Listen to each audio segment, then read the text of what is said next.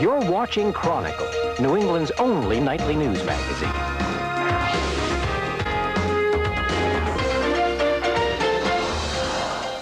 A pacifist Christian community with a need for a .44 Magnum. It's the kind of weapon that Dirty Harry used in the Clint Eastwood movies. They believe in brotherly love, but they're accused of wiretapping and harassment. Ultimately, I did receive a total of 3 death threats. The Bruderhof, a spiritual mission with a corporate jet and some very un-American values. Do you believe in democracy? No. It's absolutely unconscionable not to let a father know that his daughter's dying of cancer. Charges of family ties torn apart or bound too tightly, all in the name of the Lord. Boy, Satan, he's a wicked guy. He's at work overtime. The Bruderhof, doing God's work, next. Tonight, Peter Mahegan, Mary Richardson, with Liz Bruner and Mike Barnacle. Chronicle, New England's nightly news magazine. The Hattarian Brethren East. Chronicle first visited the Hattarians, or Bruderhof, a few years back. What we saw was a well-ordered Christian community, a life of devotion played out in the daily routines of work and worship, serenity and song. But there have been some discordant notes lately. Ex-members of the community have since come forward with allegations of a different side to life inside the Bruderhof. They tell of a totalitarian world where mind control, wiretapping, weapons, harassment, and paranoia are weaving themselves into the fabric of life in the Bruderhof. They put on a wonderful front. No, they've had good PR. You know, and there was an article in the Globe about them not so long ago. Miriam Arnold Holmes, ex-member and granddaughter of the founder, Eberhard Arnold. This is so completely opposite to what he had in mind.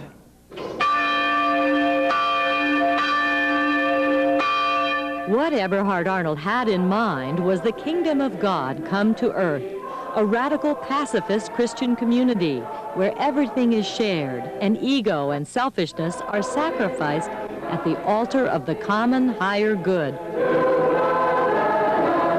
Founded in Germany, the Bruderhof now has 6 U.S. communities in Connecticut, Pennsylvania, and New York. The life appears simple, but they'll tell you the way is not easy. The Bruderhof is the hardest church to join. You literally have to fight to get into it.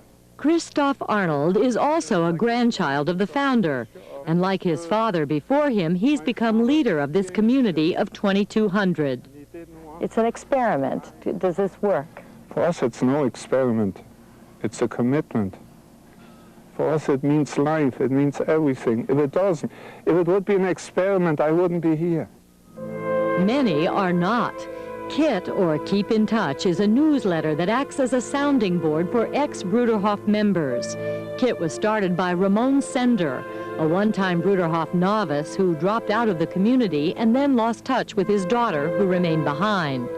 A few years ago, Sender tried once again to contact her, only to be told she had died. Do you blame the Bruderhof at the end for not letting you know that she was sick? Oh, I think it's absolutely unconscionable not to let a father know that his daughter's dying of cancer. I think it's the most horrible thing in the world. Sender's experience is shared by other ex-members who claim the Bruderhof pressures their relatives into cutting off family communications. I think we were very, very badly marked by our experience. Tension mounted this summer when the Bruderhof was accused of trying to plant a recording device at a meeting of ex-Bruderhof members. Yeah, we're out to destroy the Bruderhof. We're out to destroy it as it is currently governed.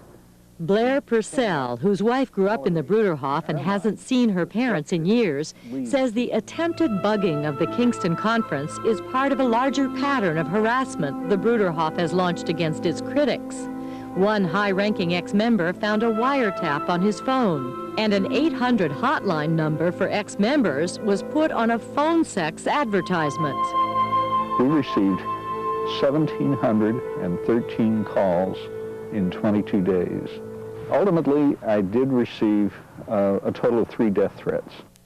Oh yeah, I'll be watching you. That'll give you something to write about. A trace on the calls revealed that most came from New York State, near the Bruderhof's Woodcrest community. Yeah, I got a message for you. Go f*** yourselves. And you believe this was all orchestrated by people at the Bruderhof? Nobody else would have any motive. I mean, that's the answer. I'm accused of, brainwashing, controlling people. This time, I had no control. They didn't listen to me. What should I do? Christoph Arnold suggests that some overzealous youngsters from the Bruderhof may have made the calls. I think some called, but they did it against my orders. And do you have any suggestions for me the next time? I don't buy that for a second. But this guy, what he says goes, and if you say anything against him, you're out. And